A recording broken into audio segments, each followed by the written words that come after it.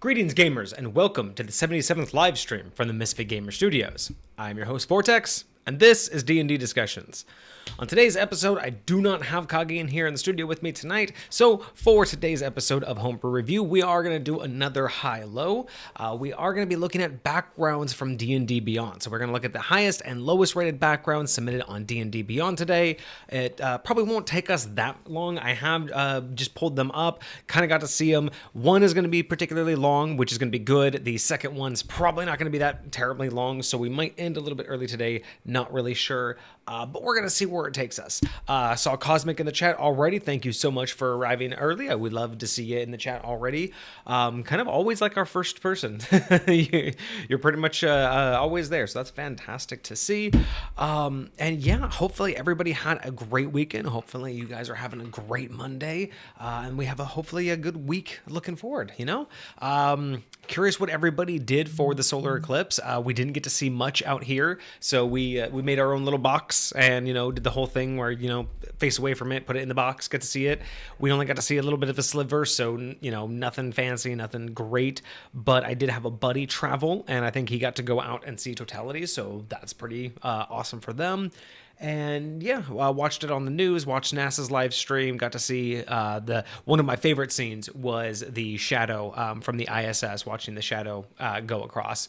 That was just, I think that for some reason, seeing that shadow across the planet is just more impactful to me than actually seeing the eclipse, because I've seen them before. I've gotten to see one total eclipse before, and it's like, as awe-inspiring as that is, I appreciate it more for the science that can be done and for the advancements that we got from it, but seeing the shadow from space just going over the planet is something else. That is that's creepy, you know what I mean? Because it's just such on a colossal scale. And then you'll post that in submissions. Fantastic. Yeah. We don't need a name for any submissions. I mean, you know, submit what you got. If you want it to be reviewed, that can be part of, you know, anything that we suggest. We might be able to suggest some names or things that it inspires in us. So, yeah, we will have that. I'm sure Kage will get to that over the next week or two. I think we have two back-to-back from our newest follower, but we'll probably squeeze yours in between his, seeing as how we want to keep staggering things. So today's going to be the high-low. Next week is going to be one of the first submissions from, I think is it Mind's Eye that submitted that? I think it's Mind's Eye. And then we'll put yours in for the following week, and then we'll go back to theirs.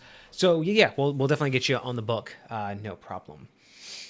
But yeah, hopefully your weekend was good. Don't know if you did anything fancy for the eclipse or if you got to see it at all. Kind of a bummer for a lot of people who had to work, but at the same time, if it's not your gig, then, you know, it's only so much of a bummer, right? It can only be as much of a bummer as you want it to be, or as it would be for you. So I don't know. You guys know me. I'm just trying to kill time here in the beginning. Before we get into it, try to let anybody catch up. And burn a little bit of time, because I really don't think we're going to be going. I really would be surprised if we actually make it to the 2-hour mark. I'll say that much. But hey, you know what? That's okay. Sometimes it happens. Sometimes it doesn't.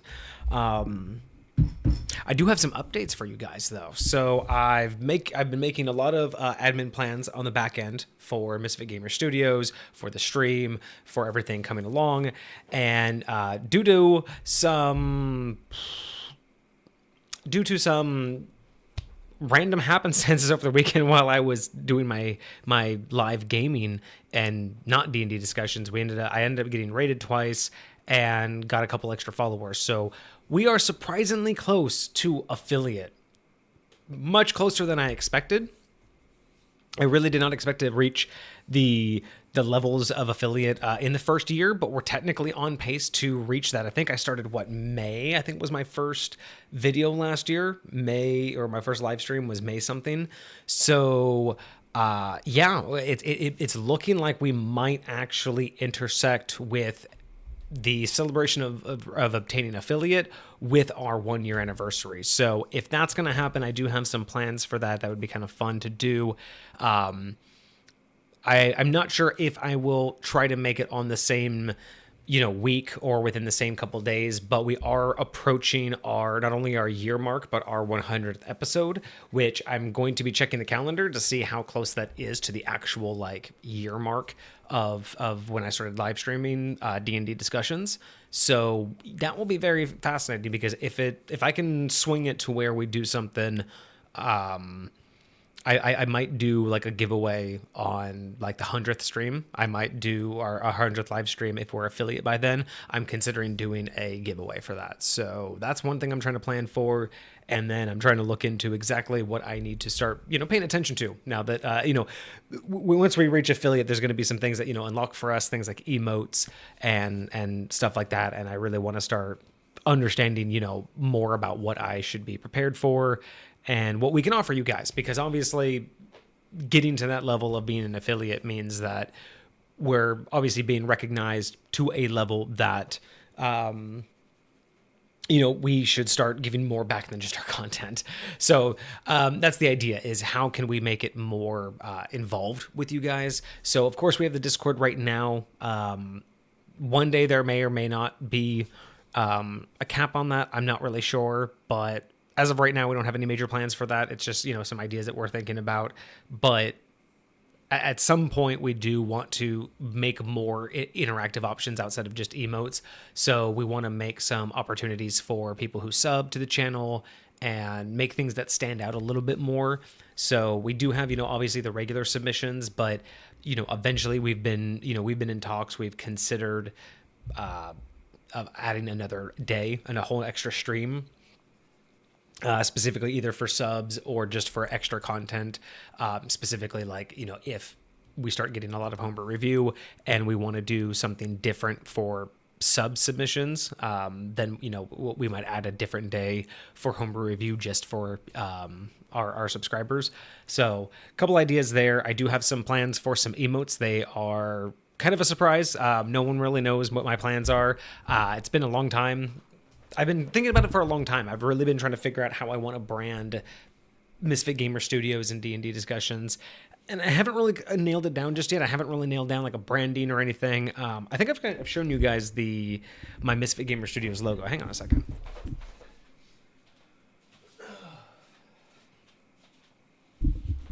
So you guys have probably seen the Misfit Gamer Studios logo either, from the start, from the countdown, or from, if you've been on the YouTube channel, you've seen it there. But the original Misfit Gamer Studios logo, the one that I actually have the digital version of, was created after this. So I haven't shown this one on stream in a while. I think it's in one of my introduction ones, but I actually originally created the Misfit Gamer Studios logo this way when I was getting into wood burning. It was just kind of one of my ADHD hobbies for a while, and I was just really trying to figure out how I would want to, brand everything. And this is what I actually came up with originally a couple years ago. I think this is like 2.5, 3 years old now, this design. So long before I was streaming, Misfit Gamer Studios was in development.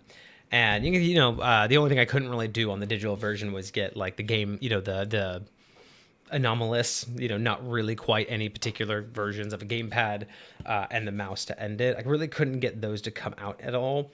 But I really did like how this came out. I was really happy with just the overall design. I mean, it's not very big, it was just kind of my very first time, but it got me the idea and the base concept of it. I used to have that. I need to hang that up. I used to have that like set up behind me, but I think it fell down one too many times on streaming.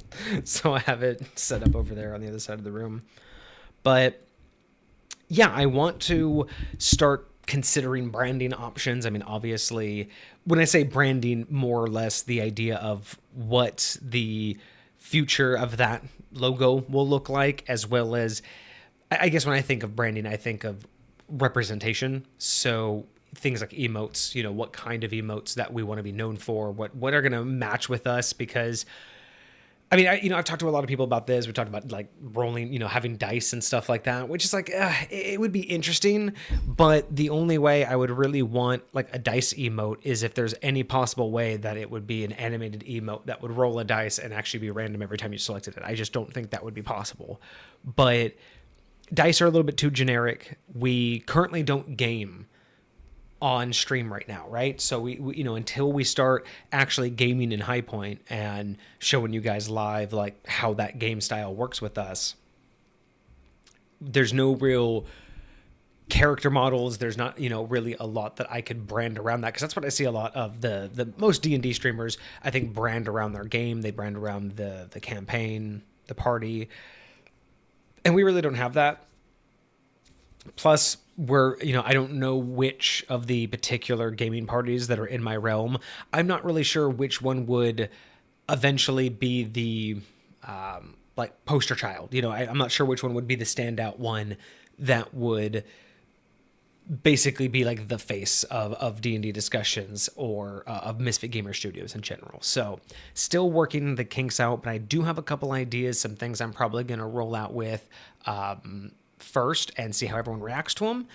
And not even Kage knows about what these are. And yeah, hopefully people will like them. We'll see how that one goes. I have one. I've tried to come up with a bunch of different ideas, and I've only really been able to settle on one. So we'll see how that goes. We will see how that one works so far. Other than that, I'm just trying to figure out what we want to do over the next year. I mean, it's kind of crazy to think, you know, at first I started this and I was just going to see how long I could take it and see how long I could go, how many different ideas I can come up with. And then once Kage kind of came on board more regularly, and that just kind of, you know, wasn't even planned, but that just happened, it got easier to do things, and it's kind of just become part of my weekly schedule, which is really nice. I don't really have any issues with it. But now that it's been 77 episodes, we're coming up to episode 100. We're doing 2 a week, so eventually, you know, we're coming up to the year, you know, our year anniversary, and I mean, there's no signs of really us slowing down or stopping. If anything, we're gonna pick up speed. You know, we might add an extra day every other week or something. We've, you know, depending on how much content we want to generate. And I still have the plans to get the YouTube channel up and running. I mean, at this point now I have, 77 live streams. I think near 40 of those, or about 35 of those, are homebrew review. And within all of that, I have, you know, however many dozens of potential shorts per, you know, live stream that I could generate. So I do want to get the YouTube channel going. It's just going to be dependent upon, do I have any capabilities with like Adobe Premiere? I'm probably going to end up having to invest a little bit ahead of schedule and get Adobe Premiere and teach myself some video editing. Try to get a couple like shorts out just to kind of see and feel how that's going to be, for whether, I mean, basically just kind of feel out whether or not the live stream has the type of content that can be pulled for that. And so I can get a much better understanding of how to syndicate all of that content out through all of the different platforms. But the goal would eventually be, once we understand that that is the direction we want to go, hopefully we could hire a manager or editor, someone who could, you know, basically figure that out for us, or at least run that side of getting the content generated and posted. So that's all, you know, way in the future. I mean, we are probably nowhere close to even comprehending how much that's going to cost us on a month-to-month basis. But, you know, it's the fun stuff that I like to think about, just because I never really took this seriously. I mean, you know, I never really thought about it much as like, this is what I want to do for a living. And I don't really think about it much as I'm trying to make this, you know, replace my career. But it is nice to think about that it's going somewhere. I mean, y'all are showing up. I mean, we're getting at least a follower a week, which is amazing. I mean, for me, I feel like that's amazing growth for a live stream that's less than a year old. And for us, it's been really amazing to see a lot of the interactions that we've gotten from chat and the growth on the Discord. So we don't want to stop. We don't want to slow down, but we also don't want to get caught in a position of just not being ready for any type of growth. So our mentality is, we're not banking on it, and we're not wanting this to, you know, like take off and be our only source of income, but we're ready for growth. We want growth, and we're hoping for that. You know, how far that takes us and how much we get out of that, That's completely up in the air, and that's kind of the mystery of it. That's the fun. But we're not risking anything. We're not quitting our jobs. We're not doing this every single day. I'm not going to try to do 10-hour streams, and I'm not trying to turn into, a YouTube sensation. I'm enjoying what we're doing. I'm enjoying the content that we're putting out. I'm loving the questions that I'm getting in the Discord. I am finding that is where my heart lies in all of this, when I'm getting those DM questions, or when people post something in homebrew review, or not for homebrew review, but in homebrewing channel, just for the public to talk about and just get some feedback on. I'm finding that's really where I'm getting the most enjoyment out of all of this. I love homebrew review. It's scratching that itch, but the questions that we get in chat, and just the building off of ideas from you guys and helping you come to your conclusions, and just seeing what everybody does and listening to everybody's stories, that's where I'm really enjoying this, is that exchange of information. Friday's deeper discussions, it's a great series. I do like going through the history of things, because I'm not very scripted, and because I don't really write out everything and pre-research a lot.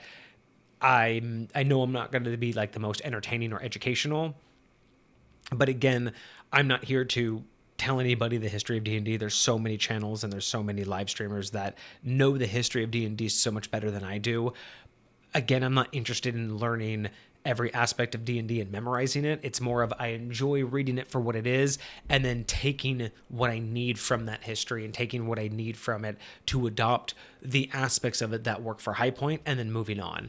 And kind of being an example and a representation of that, of going through, seeing how it's been laid out, rules as written, but then just showing how I take it, adopt it, adapt it, manipulate it, do whatever I do to it in order to make it fit for what I, my purposes.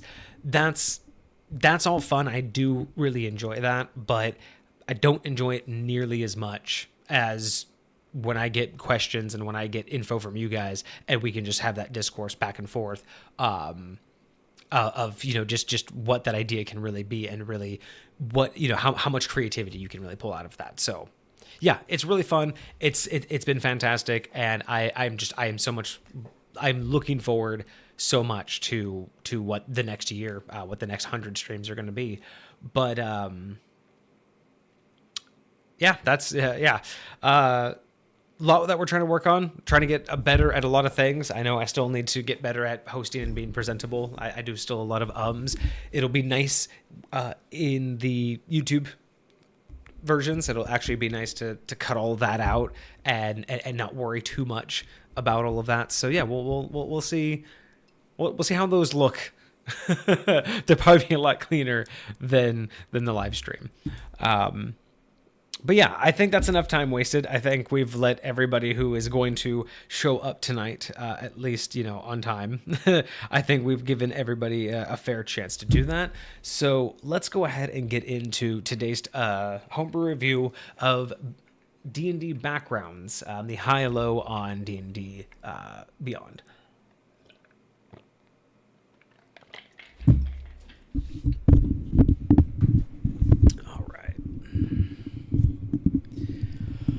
So, what do we have today?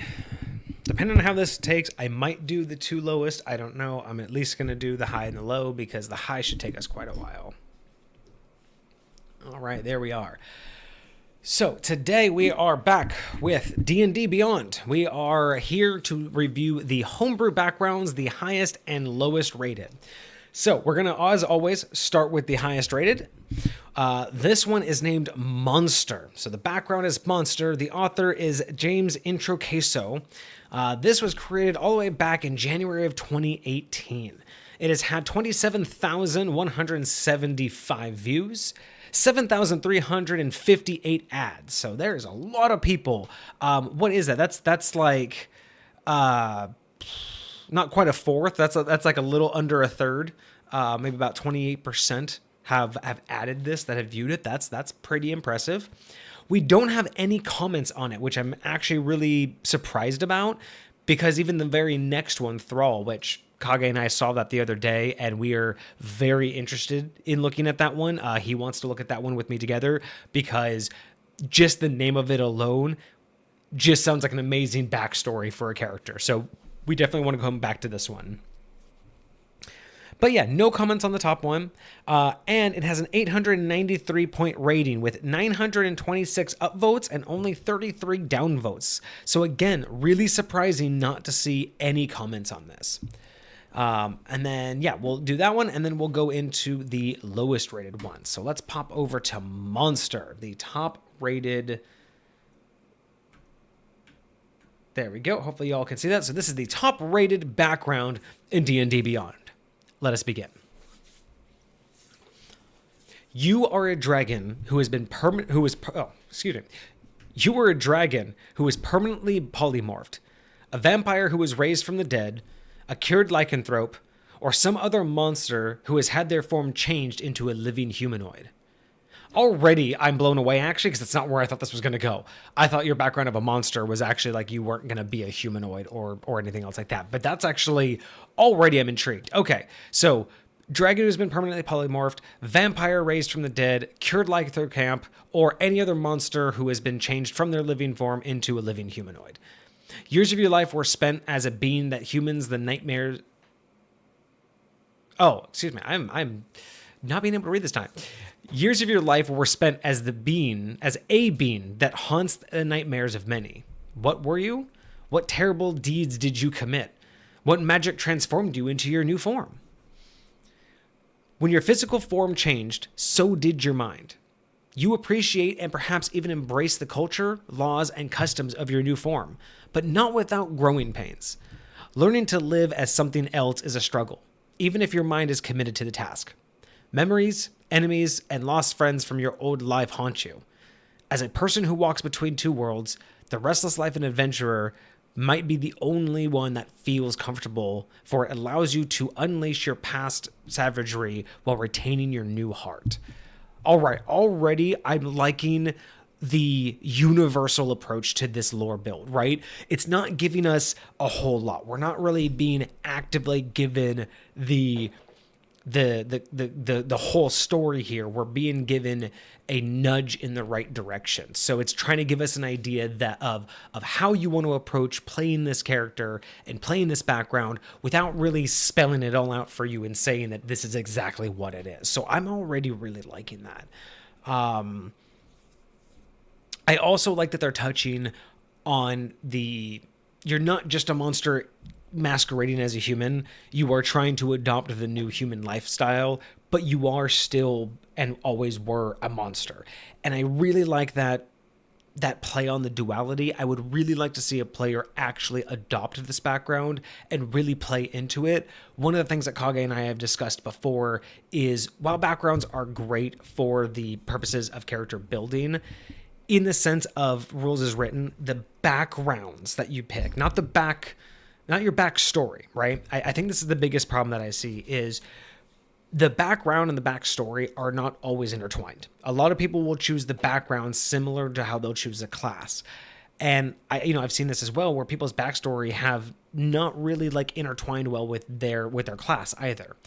And this is one of those options where I would really hope the person choosing this also really wants to adopt this into their backstory and make sure that they integrate this duality of impulses, this impulse to still be the monster and miss the days of being a monster and what came with that, but also have this committed desire and motivation to push yourself to be the human that you are, the humanoid that you are, and embrace what you now are. So it is really fascinating. I would really love to see the DM play this a lot of different ways, give enemies and encounters that directly relate to the monster's past, have them fight old family or friends, have them go up against something that used to be like another type of monster that used to be very, very simple prey for this one. So they feel cocky, but in this form, they're vastly outnumbered. So it's like a humbling moment.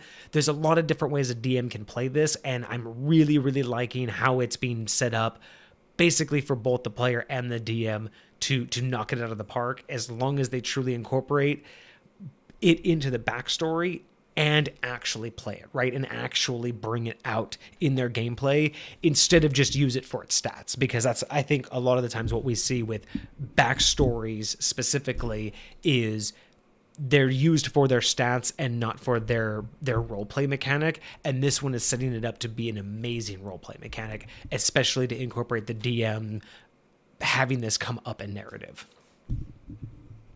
So, skill proficiencies. We have skill proficiencies of intimidation and survival, which definitely make perfect sense. I don't see anything wrong with those, and I don't even know any others that come to mind that would be better than that, simply because when you're thinking of it being a monster and a terror and a nightmare, that's absolutely, what comes to mind for me. I mean, maybe I don't even know why you would want to do perception or deception. None of that really makes sense. The survival and the intimidation both sit very well.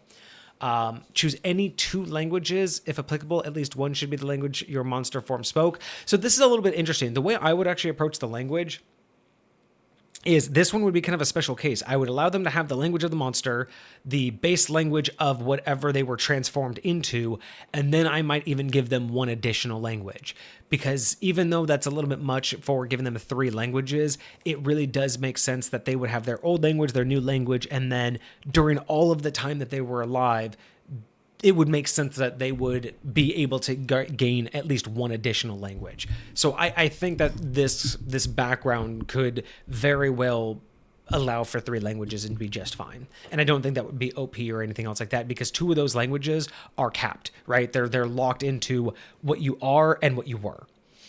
And it would be really interesting to see if there's, monster type. Perfect. We're about to get there. Okay, cool. So, equipment.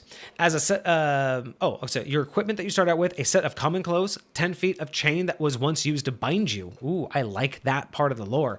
A sketch of what you look like as a monster. That's fascinating. And a belt pouch containing 5 GP. Okay, so a couple of things that I would add in here, just brains buzzing here real quick.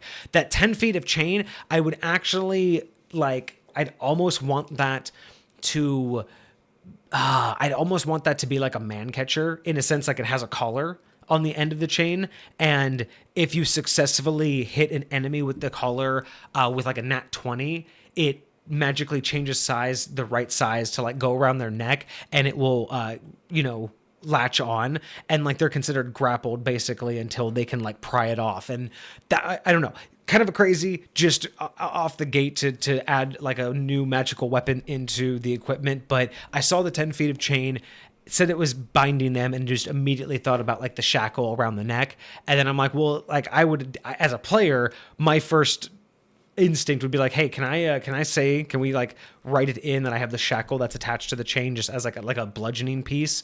I think that I would want that as my weapon, and then just the idea of the man catcher just came out as well. So that would be kind of a really interesting one.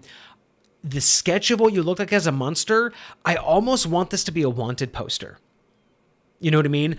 I love the idea of having a sketch as what you were as a monster, but I almost want to be here's your, because especially if you wanted to write it in you don't know what you are or who you are, if you wanted to have the amnesia concept, it'd be really cool because you have this wanted poster and maybe it has a name, or the name was scribbled out or torn out or something that you can't read, and you have the choice to keep it or not. And if you destroy it, yes, you may if you know that it was you, but if you play it into the fact that the character doesn't know it's them, maybe they go search for it. Maybe they're I got to go search for this evil thing. And, they don't know that it's them, or the person that's on the one that issued it, the name at the bottom that signed it. Maybe that's the BBEG. And then at the very end, I don't know. There's a lot of different ways that you can play that. I love the idea of them having a sketch. I think I might push the envelope a little bit and make that a reward poster, a wanted poster, or something along those lines. Something to kind of lead them through a narrative. And then a belt pouch containing 5 GP. Damn, they broke. Damn, they starting out broke. Here's 3 weeks worth of, basic food. Good luck. All right, so we have now next monster types. So there are many types of monsters There are many kinds of monsters, and the true polymorph spell makes it possible for you to have been any of them before your transformation. So again, they're not just throwing this out there in any weird way. They're actually trying to make sure that this works on a lore basis. And true polymorph, which is interesting that they don't have it linked here, but we are going to look up true polymorph just so we are 100% up to date. True polymorph.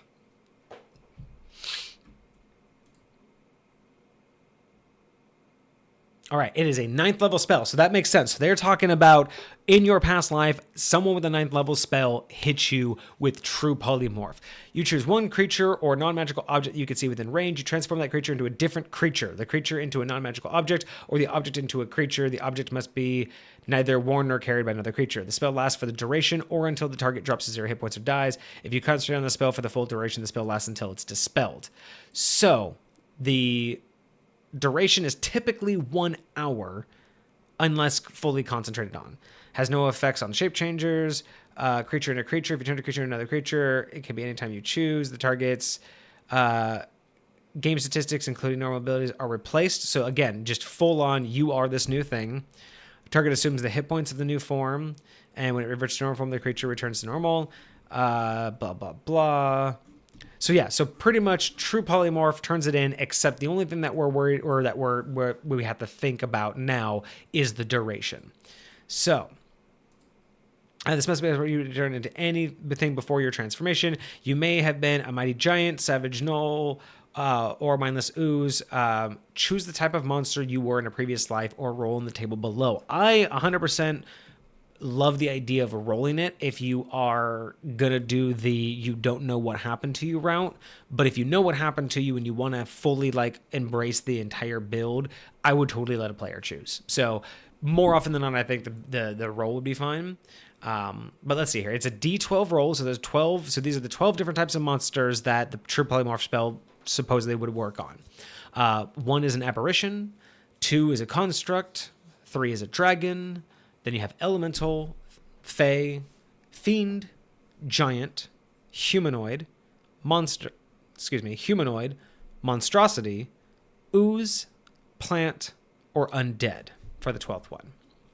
That is really interesting. So you could be any of those type.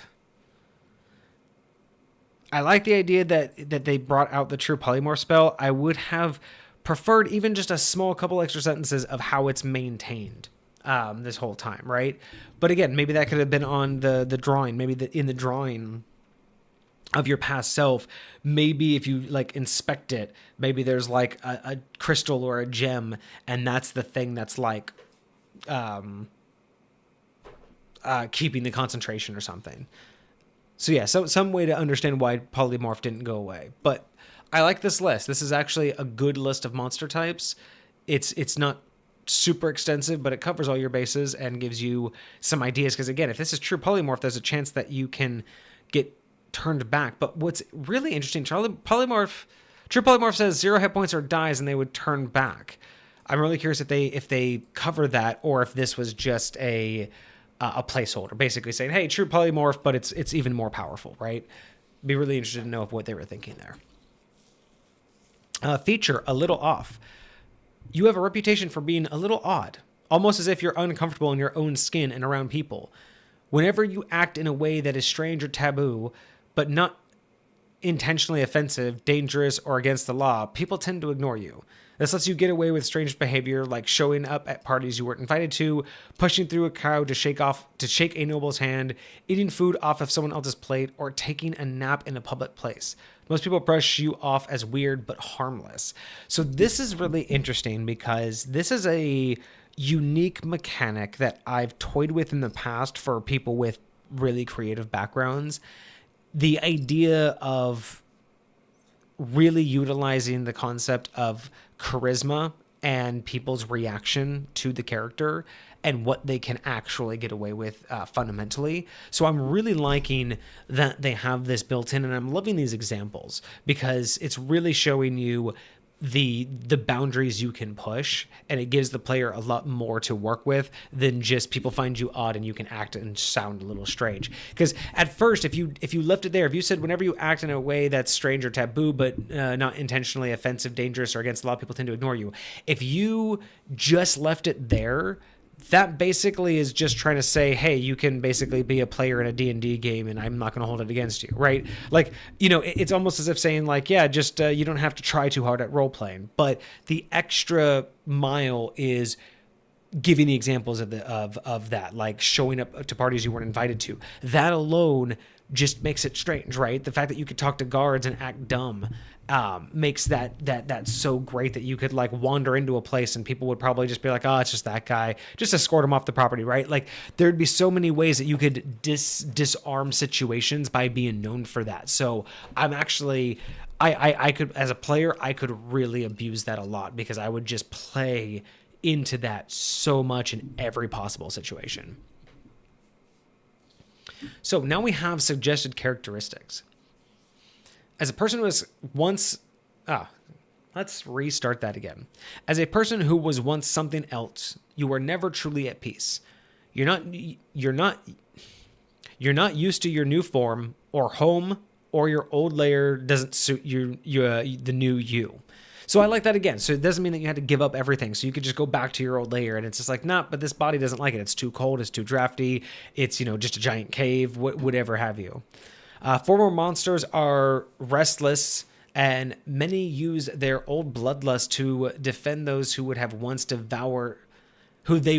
once devoured from threats that are all too familiar. So basically, using the bloodlust of what the monster that you once were to kind of be a folklore hero, to defend the people that you would once have killed indiscriminately. And defend them against monsters that you would also have once hunted. Even those who accept their new place know deep inside them is violence waiting for release. So I do kind of like that, though. Building that against a barbarian would be such a fun build, because then you could work on a subclass that, quote unquote, brings out the monster in you. Such a good idea. So we have 1d8 roll for personality traits. So we have personality traits, ideals, bonds, and flaws. Ooh, they went all out on this. Okay. So these are the 8 personality traits. I only use my hands and not utensils when I eat. Okay. I like that. Nice little roleplay feature. Or a roleplay trait. Very good. I growl when I am threatened and purr when I'm content. Fascinating. When someone asks me about my past, I change the subject. Always a nice key one for playing a character properly. I prefer all my meat rare or raw. That would be a fun one to play. It really depends on the DM, though. I mean, yeah, that's the hard part. It really just depends on the DM and how they work with that. Number 5, darkness and shadows are a comfort to me. I don't mind that one. That one actually works a little bit better, especially if you didn't want to have to worry about like carrying around a tent or a sleeping bag or anything else like that. I never back down from a fight. That one, I love it when characters have personality traits like that on their character and they actually live it. Like they actually follow through and make sure that they play that character properly. I like that. I embrace every comfort civilization has to offer with gusto. That's interesting. So it's kind of more like the indulgency of I'm no longer a monster, so I want all of the creature comforts that monsters don't even understand. That's fascinating, and that could be really interesting, especially if you're playing in a party. That just means that you're always going to want to spend the extra buck. You're always going to want to spend more gold than everybody, getting the nicest room, getting the nicest food, always going to a bathhouse. So you'll be a money drain on the party. That, if played properly, that could be a fun balance to have in the party. I prefer the company of animals to people. Also really interesting, especially if you have a background, or not a background, but if you have the class of druid, that could also be really insightful. Or if you get like a find familiar, that would be fun too. This background with a find familiar feature. Yeah. So now we have 1d6 ideals. So here are the 6 ideals for the monster background.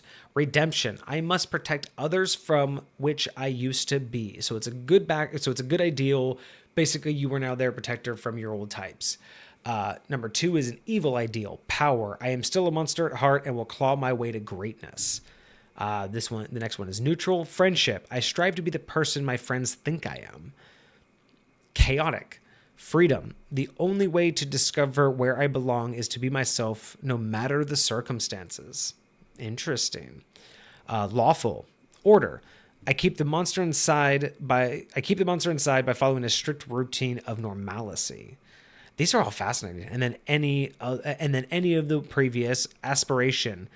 The world will know me for who I am now, not what I was. That's cool. These are actually really interesting because, again, depending upon the player and how they represent this in their gameplay and in the way that they roleplay their character, all of these could really bring out a very fascinating build and really interesting dialogue options for both DM and player. So I'm liking this.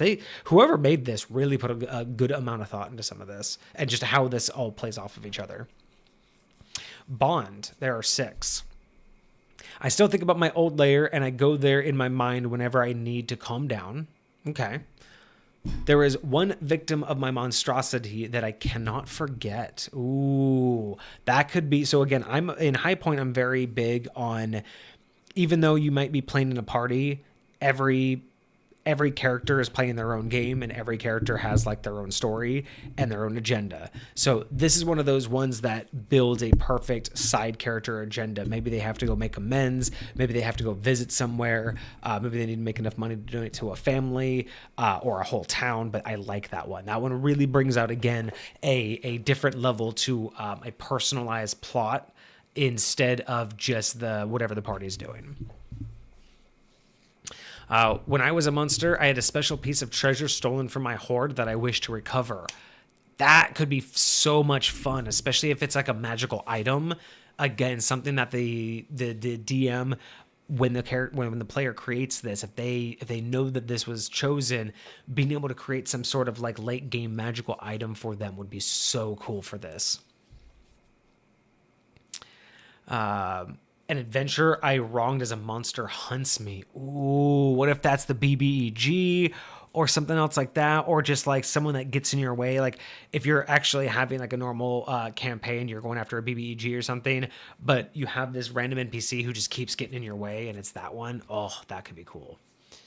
As a monster, I had a mentor of the same species who does not know my current fate. Interesting. So that could be an encounter that you end up doing. You might be able to have to go out and find that monster and try to talk to it, try to convince it that you are who you are. Like, oh, again, all of these subplots that you can throw into the narrative without really changing what the party's doing. And last one, as a monster, I took trophies from my victims, which I still have. Ooh. So again, that one would be kind of cool.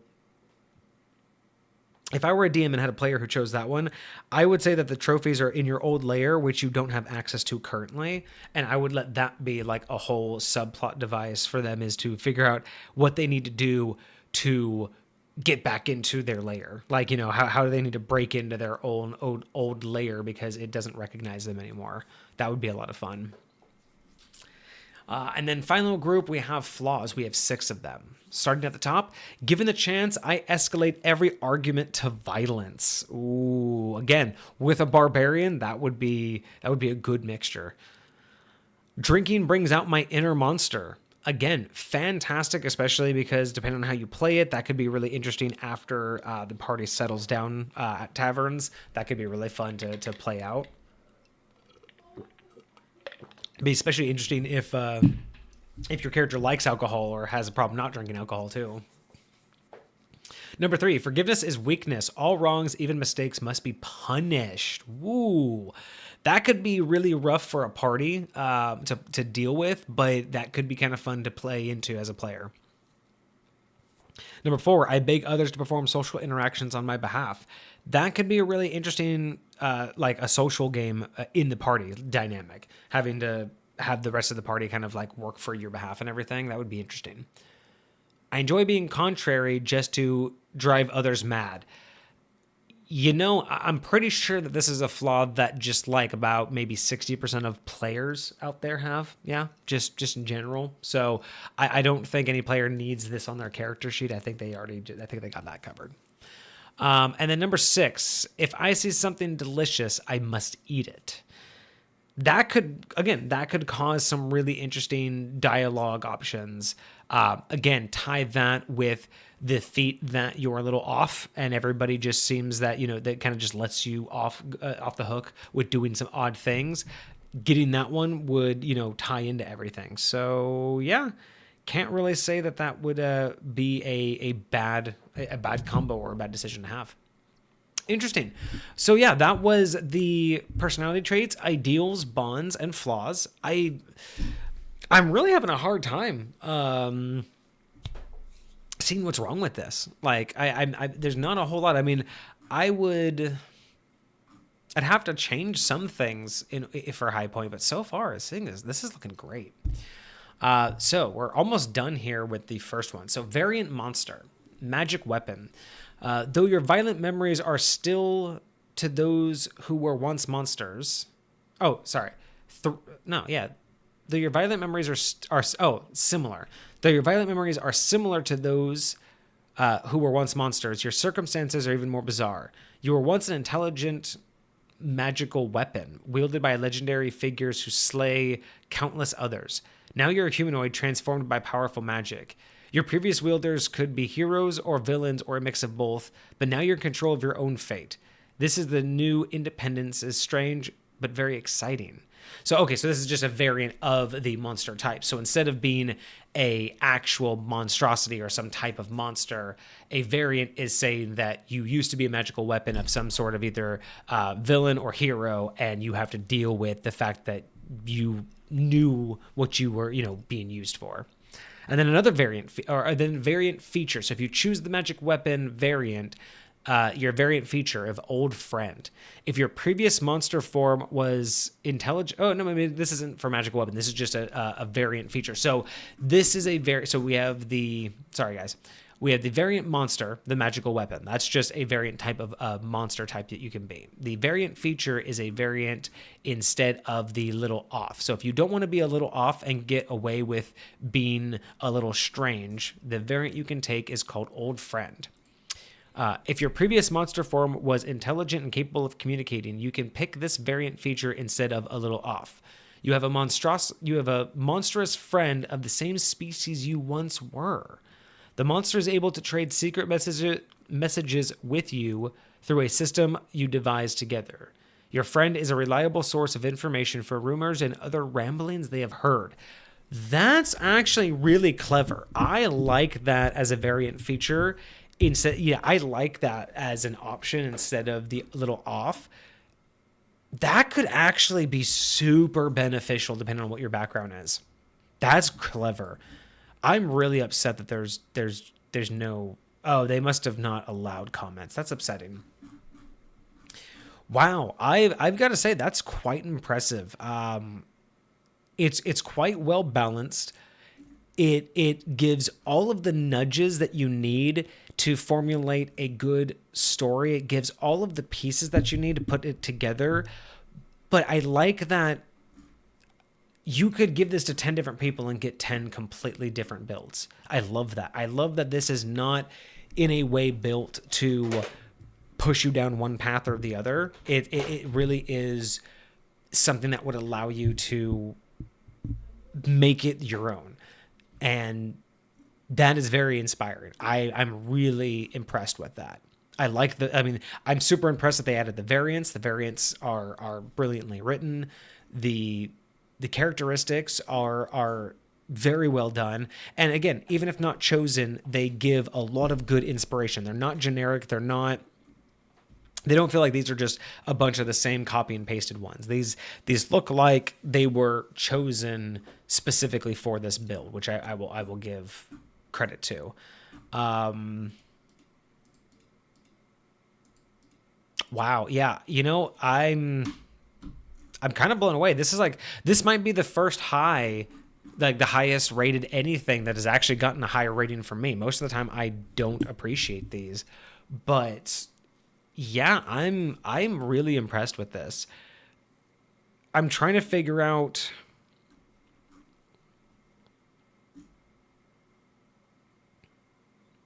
I'm actually really now at this point, It's just deciding, does it lose a point for anything I would have to change in order to actually adjust it to high point? Because I do like this. Like, I've never like shied away from anybody having any type of background that they've wanted. I've just never really like put much effort or thought into developing a whole build for it. So I want to give it credit for that.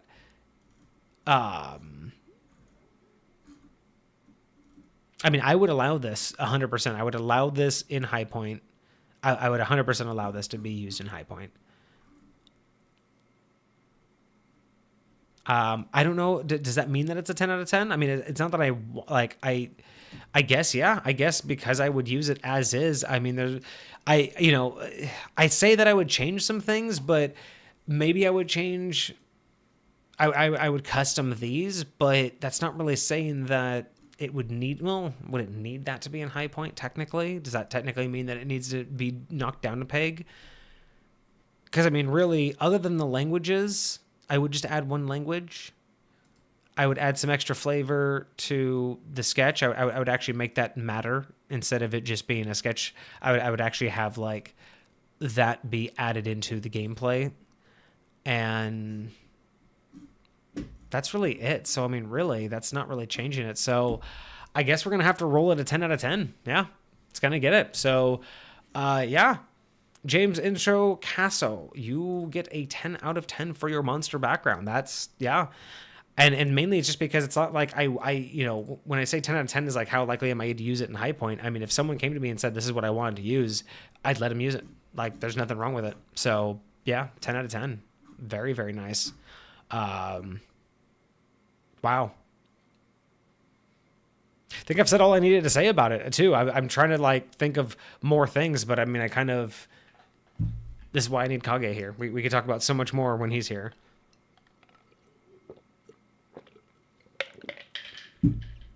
But, no, really, really well built. It's hard to say, like, what else you could do with it because it's just a background. It's just it's a plot device, it's a roleplay device, and it gives you some extra aspects of your character. But realistically speaking, what else can you make?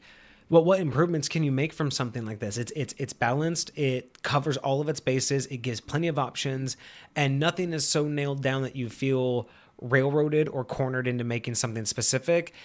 You can completely make this your own, and it's absolutely brilliant.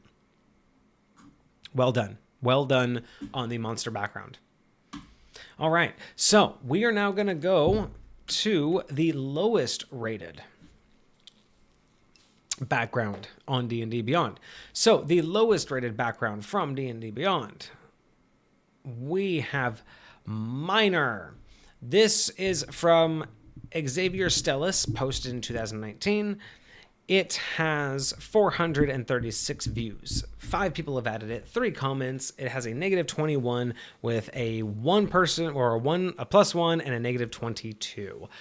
This one is going to be so short. I'm actually just going to also open up Pirateer as well, hoping that we can add a little bit of time because I see that we're barely at the hour mark. So we'll probably give both of these a look here because I just when I pulled this one up earlier just to size it for the window, it's there's nothing here, so we won't have much to say on it. But yeah, Minor from Xavier Stellis. Let's see what you have for us. So, Minor background. You have spent a good portion of your life in the mines, making your way in the dark, narrow tunnels to find your materials. Making your way in dark, narrow tunnels to find materials. So, okay, you are basically a miner, and you've lived in the mines your whole life. That's all it's telling us. You have a feature with this background. Digger expert. You know your way in the underground. You get double digging speed plus 10 feet. And there are no suggested characteristics. First off, I don't know how specific digging is in D&D. Unless you have a race that digs, I don't see the benefit of needing to dig double speed. I don't think you need a whole background for that. I would just, if you just wanted to say you were a miner in the back, in the past, and you can dig faster than most people, I would probably just allow it without a whole background. But I also don't understand what you get double digging speed plus 10 feet. So it's double plus 10 feet. So if normal people can dig 5 feet per round, you get 20 feet per round. That's insane. Like, think about that. If you just think about that, if a normal person can dig 5 feet around, this is saying that you can get 20 feet around. What? That's I don't understand. I don't understand that. It's just so why make this an entire background? What were you trying to do here? That's all I'm concerned with. Let's see what the comments say. This is the best background I think I've ever seen. This is good, but what do you do if you don't have a digging speed to begin with? Oh yeah, and then 100% we got to nerf the miner. These are all recent too. Well, we don't really do zeros, so this is gonna get a 1. Like, it's just like it's a 1. Like, I can't really use this. I can't even really improve on it. I mean, first of all, having like the minor background, we should have at least some skill proficiencies. So there's no skill proficiencies, which at least with this one should have. I don't know, what would be a skill, like survival maybe. Appraisal isn't one. Yeah, I don't even know what skill proficiencies you would have for this.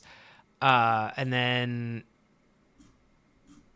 I mean, you don't have to have all the personality traits and everything, but this feature, the digger expert, I think what this would be better as I mean, if you're a miner, what would you have? I would say that you would have better maybe dark vision regardless of your race. I would say that would be a good one, or maybe as an alternative, like you can have a choice of features. Maybe one, if your race doesn't already come with dark vision, this background gives you dark vision. That would be amazing.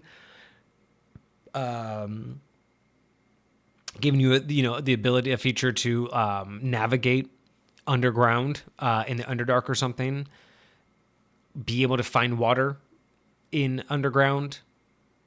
Anything like that sounds better than just double digging speed plus 10 feet. Anything like that sounds better. Yeah, like I said, I knew there wasn't much here, but that's just less than I expected. So, yeah, it's going to get a 1 out of 10. It's incomplete. It has nothing good. This doesn't help at all. I'd have to rework this. And yeah, there's so many different things that you could do. I mean, hell, if you wanted the background of a miner, why not make the feature, minor weapon, where that's what I would call it. I would call the feature minor weapon, and you could choose any, a mining weapon or any mining tool as your primary weapon. And then it would basically get stats, equivalent to, other weapons in your whatever your class would wield. Right. So you could have things that are, equivalent to daggers all the way up to great swords, but they would be mining equipment. So that would be way better. Minor weapon would be way better. So yeah, this one, nah, we're out. It's gone. 1 out of 10. Let's hope Pirateer. Is a little bit better. So Pirateer, submitted by Silver Dragon 1234567 in 2018, has 602 views, 14 ads, 8 comments with a total of negative 21 points, with 4 pluses and 25 negatives. Let us see what Pirateer has for us. You have sailed the 7 seas. That's it. That's your background. So, you've sailed the 7 seas. Skill proficiency: acrobatics, athletics, history related to the sea, performance, persuasion, survival, intimidation. It's a lot of skill proficiencies. Languages: choose 5 languages from Abyssal, Celestial, Common, Deep Speech, Draconic, Dwarvish, Elvish, Giant, Gnomish, Goblin, Halfling, Infernal, Orc, Primordial, Sylvan, Undercommon, Gith. Look, I know that you sailed the 7 seas, but you're not going to run into all of these languages just by sailing. That's like, first and foremost, that's way too many friggin' options. Equipment: cartographer's tools, navigator's tools, 5 trinkets of your choice, an unreadable wizard scroll, if you're a wizard, work with your DM to figure out what the spell on it holds, and a pouch containing 50 gold pieces. Okay.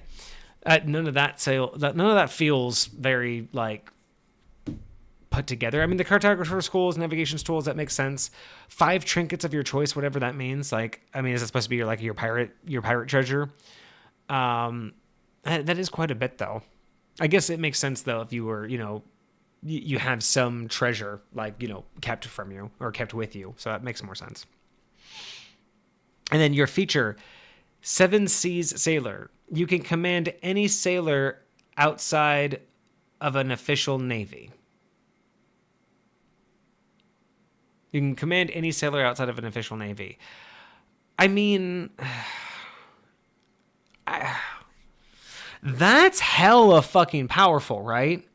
Like, I mean, if you really think about it in the right setting, that means you go to any dock, and as long as they're not a naval person, you basically be like, hey, you're my bitch now.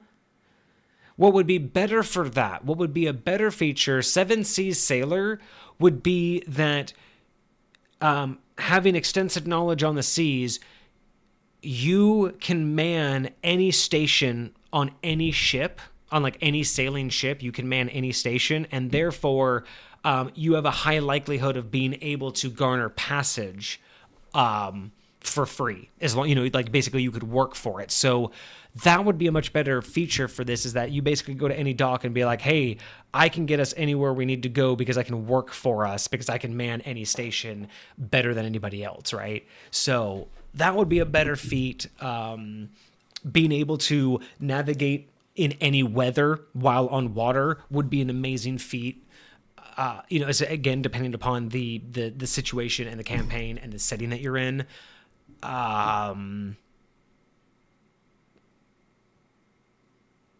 Yeah, no, I think those would be better if you're in a kind of like with Cosmic's new gaming group. If you're in a like naval heavy campaign, even being able to know like things like a feat to know weaknesses and strengths of any sailing ship would be beneficial.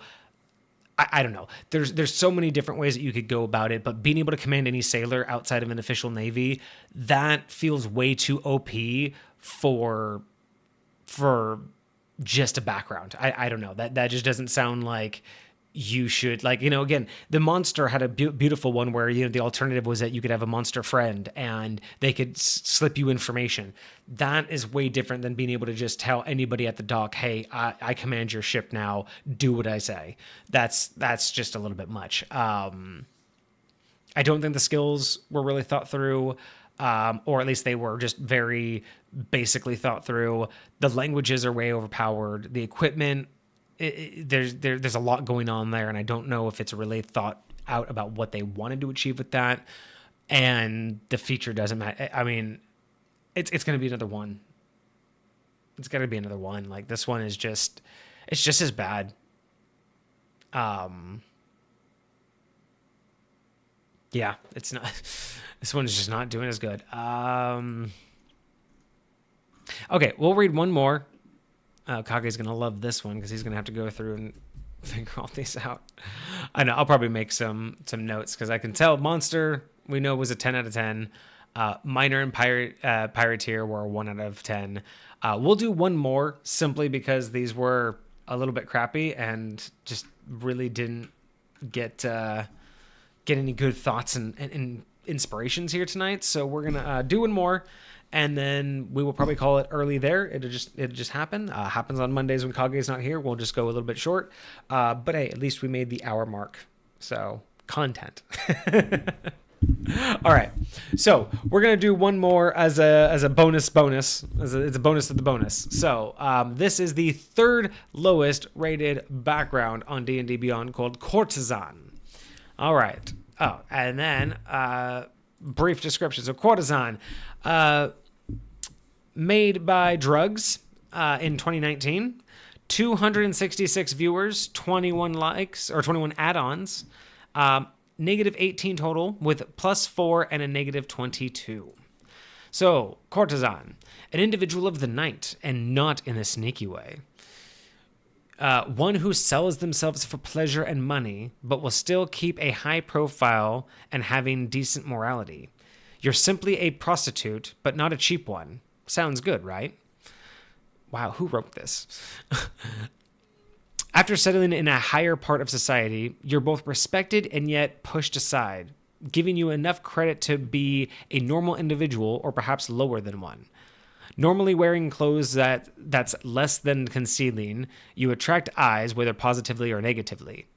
Prepared to be cast aside, disgraced by society at occasion, and yet occasionally adored and catcalled. Though under your sleeve is an erotic appearance and charming personality. Even able to persuade skilled smooth talkers, courtesans can be rather alluring and foxy indeed, getting what it is that they want in the meantime. Though usually sedentary in noble society, a traveling courtesan is a courtesan that's willing to improve. I don't know what they were going there. So interesting. So I'm not really sure who wrote that or what the intent for this lore write-up was, but interesting. So again, they are trying to just lean into the more seedy side of society and kind of give you an insight in the idea that people respect that you're, wealthy in what you do, but at the same time, no one respects what you do. So, okay. They respect your success in what you do. They just don't respect what the success is for. Skills proficiency. So we have persuasion and performance. That does kind of make sense. I guess performance is the one that persuasion makes the most sense. I'm trying to think of, is there any others that would make any better sense than performance? But realistically, I guess that's kind of the idea, right? You are performing and you're constantly changing up what people want. So performance actually does make, maybe persuasion and deception would be even better because you're trying to be, exactly what they want. I don't know. Performance is good. Deception, maybe performance is better than deception. Language, choose any single language. That's it? You only get one language from this? I would have at least given two, bare minimum. Oof. And equipment, a set of noble clothes, erotic perfume, or exotic, not erotic, exotic perfume, a set of jewelry, and a pouch containing 20 GP. You would think there might be more, like maybe a disguise kit. I could see a disguise kit with the performance. That would make more sense, makeup and all of that kind of stuff. Feature. Whether in a positive or negative, you'll be sure to have heads. Attraction. Whether in a positive or negative, you'll be sure to have heads. I think they went to this, you'll be sure to turn heads. Many men or women will often come up to you to see an exotic dance or perhaps some service. I think it was supposed to be service. Or in the sense of negativity, you'll be asked to off yourself or wear other clothing and to be insulted. Nevertheless, people could hardly take their eyes off you. Oftentimes, you'll get paid attention to more often, sometimes even more than the designated leader of the group. Again, I'm not really sure what this was made for. This feels like this was made to interrupt something that was going on in a specific gaming group. This doesn't really feel like it was made to really make a character build. Especially here, the suggested characteristics, blah, blah, this tab isn't necessary nor is it used. So again, this is somebody who uses basically rules as written just for the mechanics, right? Like they're only getting this simply to say, hey, I have this feature called attraction, so NPCs pay more attention to me.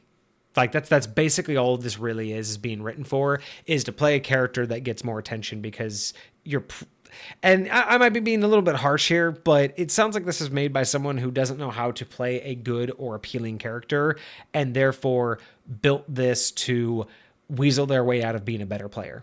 I don't think it's well written. I don't think it's balanced. It's kind of better than the last two. Yeah, but it's just, it's going to get a 1. So all of these are going to get a 1. I'll send that all to Kage, and he'll have to write all that up. But I mean, it's all in the same episode, so it's just different links.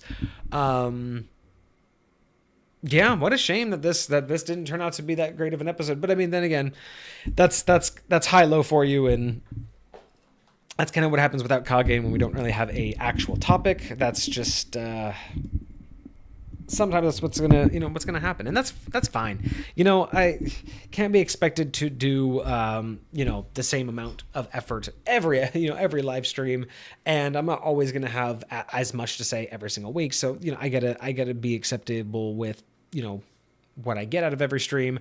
And you know what?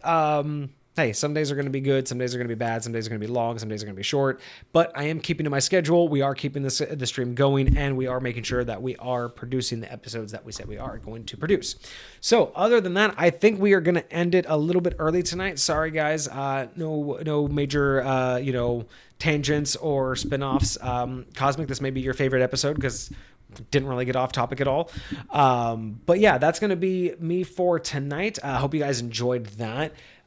Next week, we will have Kage in the studio. I believe he is going to join me this Friday. So this Friday, we have a topic that was submitted by Bobakiss, our viewer Bobakiss. So we are finally going to be covering ley lines. So Bobakiss had an interesting concept because we did a showcase of his, of a setting of his where he has some ley line built in to his setting where he has two very specific ones, but he didn't really think much of beyond that.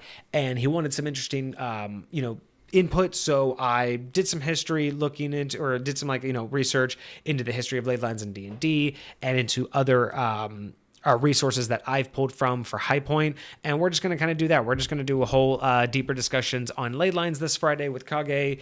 Next Monday, we start with one of our newest followers has submitted an item for us, and then the week after that, we're going to have something from Cosmic. The week after that, we have something from our newest member as well. So we have 3 weeks scheduled with Homebrew Review, so that's fantastic. The next 3 Mondays are taken care of with Homebrew Review. And the next couple Fridays, we have some ideas brewing in the background. We've had Wild Magic recently. Ley lines are coming up. And yeah, we have a lot of more interesting topics that we're discussing and researching. We just have to figure out what's going to land where. So hopefully you guys will join us for that. I do hope you enjoyed today's episode. If you liked what you saw, if you missed anything and you want to catch anything on the previous episode or earlier in the episode, or if you want to see any of our previous episodes, we have all of our episodes on YouTube on our VODs channel. So I will go ahead and post that link in chat right now. So you can go check us out on YouTube. We don't have any edited content right now. It's just the VODs channel, but we will be looking at that soon in order to start generating some edited content. And if you like the homebrew review concept, if you want to submit your own ideas for us to review, or if you just want to chit chat to our community, you can join our Discord, and I will also pop that link into the chat as well. So you can join our Discord, chat with us, submit ideas and topics for us to talk about, or even submit homebrew review to be reviewed on Mondays. Otherwise, that's going to be me. I hope you guys had a fantastic weekend. I hope you have a good week ahead of you, and I will see you guys on Friday at 7:30 Pacific Standard Time for deeper discussions where we'll be talking about ley lines. And Kage will be back again on Friday with me as well. So take care. Have a great rest of your night. Cheers.